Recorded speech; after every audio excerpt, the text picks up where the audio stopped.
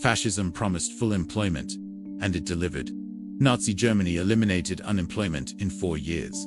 From 6 million jobless in 1933 to essentially zero by 1937, the fastest employment recovery in history.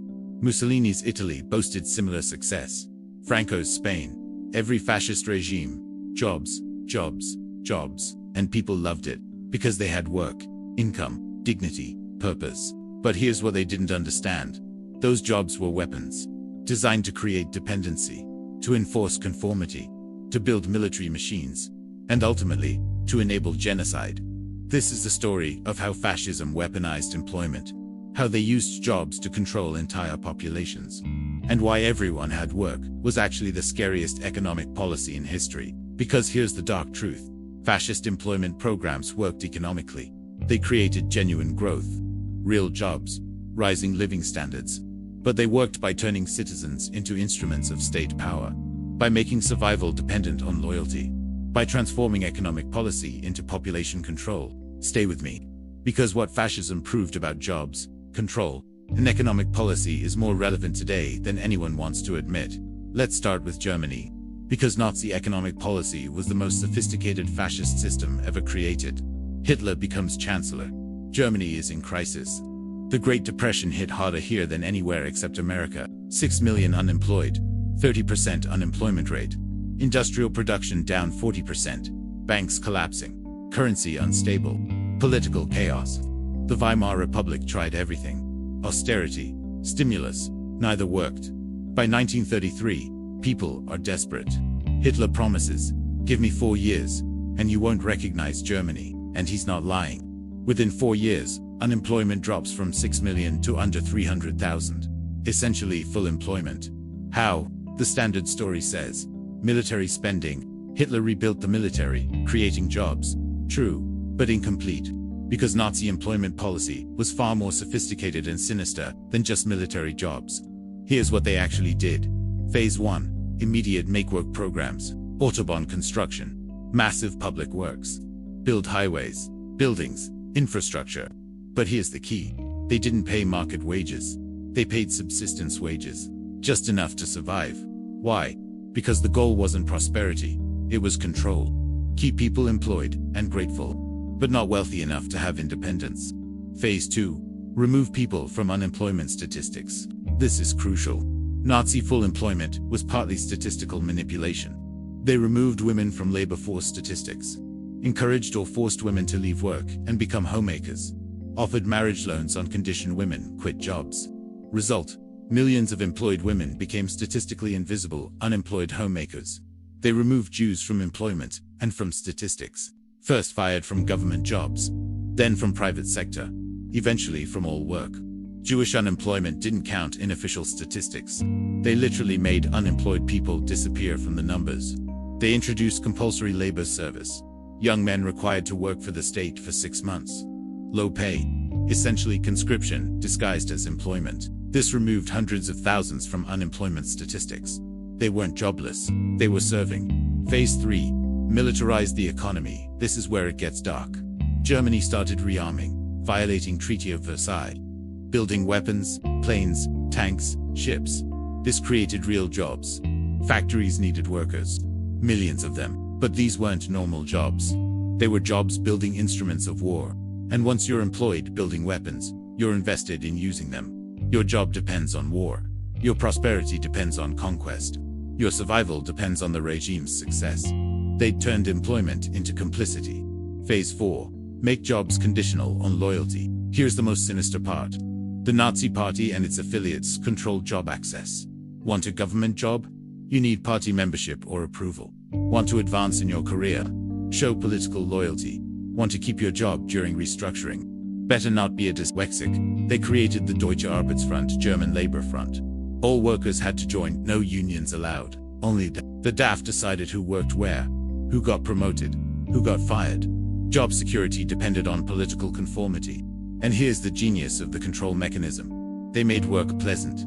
Strength through Joy program, state-sponsored vacations, theater tickets, sports facilities, nice workplaces, subsidized leisure.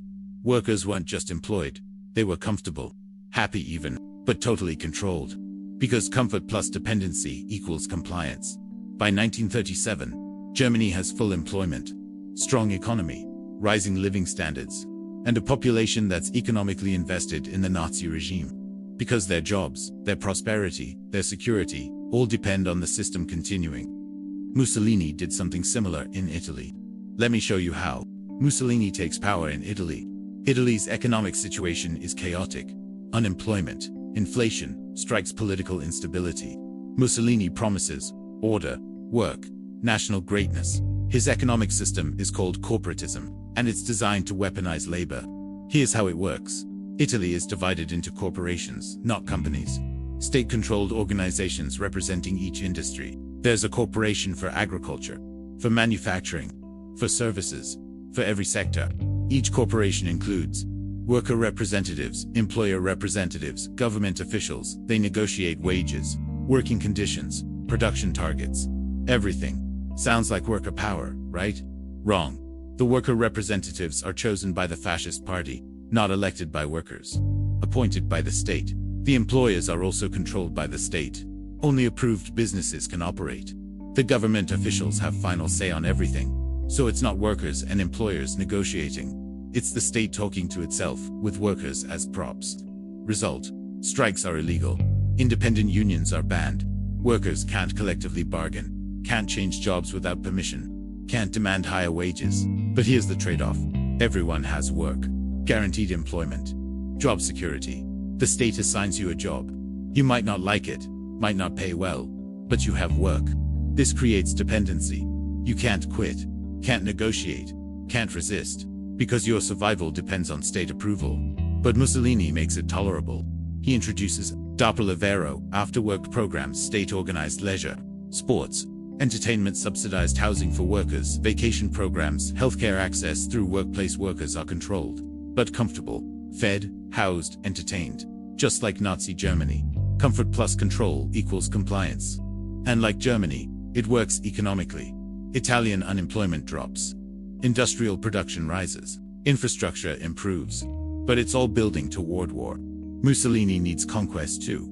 Justify the militarized economy. Provide resources for growing population. Maintain nationalist fervor that legitimizes control. Ethiopia, Albania, eventually World War II. The jobs were always weapons, built to serve imperial ambitions. Now let's look at Spain. Because Franco's system reveals something even more disturbing about fascist employment. Spanish Civil War ends. Franco wins. Spain is devastated. Economy destroyed. Infrastructure ruined. Hundreds of thousands dead. Franco faces a problem: how to rebuild while maintaining control. His solution: use jobs as political rewards and punishments.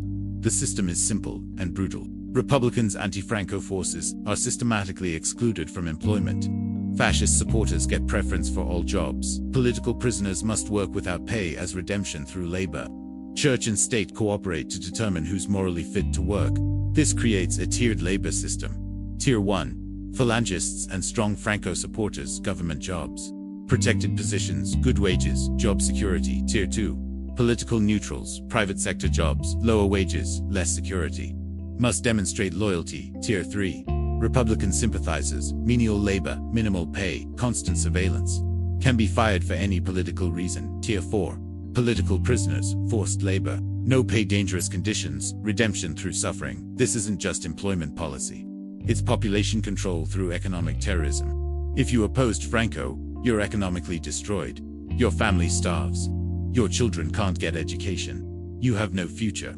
The message: conform or die economically. And it works. Within a decade, Spain has rebuilt. Infrastructure restored. Production recovered. Unemployment low. But the society is broken, divided, fearful. Everyone knows that survival depends on political loyalty. Jobs aren't opportunities, they're chains. But here's what's crucial. All three fascist regimes, Germany, Italy, Spain, delivered on their promises. They really did create jobs, really did eliminate unemployment, really did improve living standards for loyal citizens. This isn't propaganda. This is documented economic growth, which makes fascist economics even more dangerous. Because it worked. Until it didn't. Here's what made fascist employment policy effective economically. 1. Massive government spending. Fascist regimes spent enormous amounts on military buildup, infrastructure, public works, state industries. This created genuine demand, genuine jobs, genuine growth. It's actually Keynesian economics. Government deficit spending to fight unemployment. Keynes himself acknowledged this. He wrote in the German edition of his general theory, The Theory of Output as a Whole, which is what the following book purports to provide, is much more icily adapted to the conditions of a totalitarian state. He's saying his economic theories work better under dictatorship because democracies can't implement them as fully or quickly. 2. Elimination of labor bargaining in democracies. Wages are negotiated. Workers strike, demand higher pay. In fascist states, wages are set. No strikes, no demands. Workers accept what they're given. This keeps labor costs low, increases corporate profits, enables rapid industrial expansion. Brutal, but effective. 3. Resource mobilization. Fascist states could direct all resources toward priority goals. No debate, no opposition, just command and obey. Want to build bonds? Mobilize millions of workers. Done. Want to rearm? Direct all steel to weapons production. Done. Democratic governments can't do this. Too many competing interests. Too much debate. Dictatorships move fast. 4. Slavery and theft. This is the part fascist apologists ignore.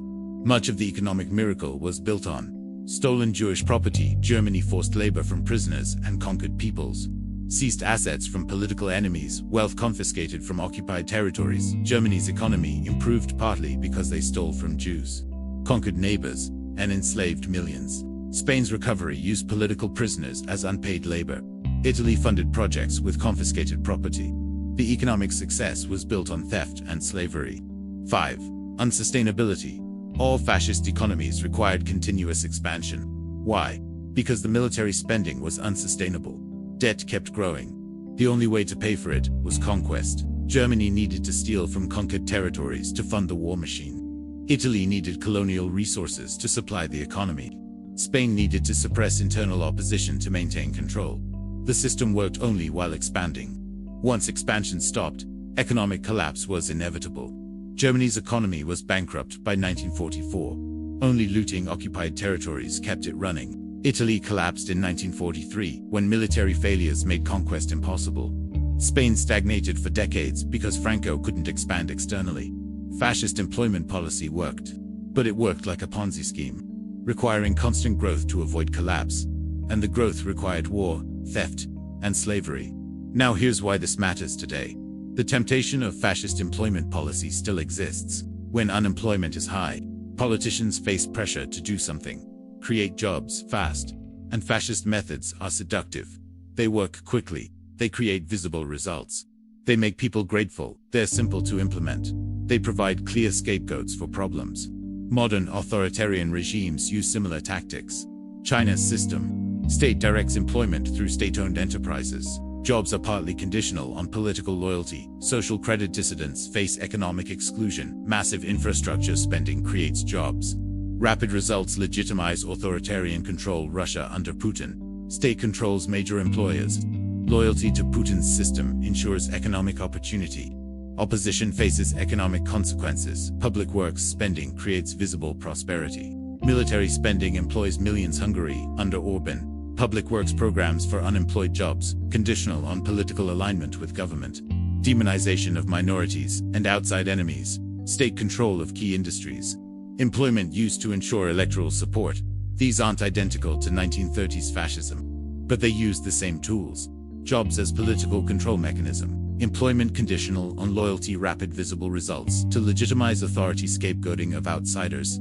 State direction of economy. Even democracies face this temptation. When jobs disappear, voters demand action. Politicians who promise quick employment solutions win elections. But the fascist lesson is clear. Jobs used as weapons create more problems than they solve. They create dependency instead of opportunity, conformity instead of innovation, short-term growth that requires unsustainable expansion, division of society into loyal and disloyal, economic systems that serve political power instead of human welfare. The alternative is harder but sustainable. investment in education and training, support for entrepreneurship and innovation, safety nets that provide security without dependency, labor markets that respect worker dignity and rights, economic systems that serve people instead of controlling them. This is slower, less visible, politically harder, but it creates real opportunity instead of golden chains. So here's what fascism really teaches us about jobs. Employment can be weaponized. Nazi Germany eliminated unemployment in 4 years, created millions of jobs, raised living standards, made people comfortable and grateful, and used that gratitude to build weapons, wage wars, and commit genocide. Mussolini guaranteed employment, made workers comfortable, provided leisure and security, and used that dependency to eliminate freedom and launch wars of conquest. Franco used jobs as rewards and punishments, divided society into loyal and disloyal, controlled population through economic terror, and maintained dictatorship for 40 years. All three systems worked economically. For a time, they really did create jobs, really did improve material conditions for loyal citizens, but they worked by turning citizens into instruments, by making survival dependent on conformity, by building economies that required war to sustain themselves. The jobs weren't opportunities, they were chains, golden chains that felt comfortable while they enslaved. And here's the most disturbing part. People accepted this because they had work, because they could feed their families, because the alternative seemed worse. This is the danger of economic desperation. It makes authoritarian solutions attractive. When unemployment is high enough, when people are desperate enough, they'll accept jobs on any terms, even if those terms destroy freedom. The fascist promise was simple: we'll give you work, just obey, and millions accepted. Because hunger is immediate, freedom is abstract. Today, we face similar temptations. Automation threatens jobs. Globalization disrupts communities. Economic anxiety creates desperation. And some politicians offer fascist-style solutions. I alone can fix it. Follow me, and prosperity returns. But the lesson from the 1930s is clear. Jobs built on loyalty and dependency aren't jobs, they're weapons. Used to control, to suppress, to enable atrocities. Real employment comes from economic opportunity, not political loyalty, worker rights, not worker control, sustainable industries, not military expansion, innovation and education, not conformity and obedience. This is harder, takes longer, less politically satisfying, but it builds prosperity without building tyranny. What do you think? Is there ever justification for using jobs as control mechanisms? Can we fight unemployment without weaponizing employment? Drop your thoughts in comments. Because 90 years ago, fascist regimes proved you can eliminate unemployment quickly, through massive spending, political control, and turning jobs into weapons. They also proved this creates disaster. The employment was real. The prosperity was temporary. The freedom was destroyed, and millions died. That's the true cost of weaponized employment. Jobs used as chains feel like opportunity while they enslave. Comfort used as control feels like prosperity while it imprisons. Work used as weapon feels like dignity while it destroys humanity. Fascism promised everyone would work, and delivered. Just never mentioned that work itself would become a prison. That's the lesson. That's the warning. Jobs aren't automatically good. It depends on what they're used for. To liberate or to enslave, to enable or to control, to serve people or to use them. Fascism chose the latter, with devastating results. The choice remains today. Every time economic crisis creates desperation for jobs, choose wisely. Because fascism proved that full employment can coexist with total tyranny. The question isn't whether everyone has work. The question is whether that work sets you free or makes you a weapon.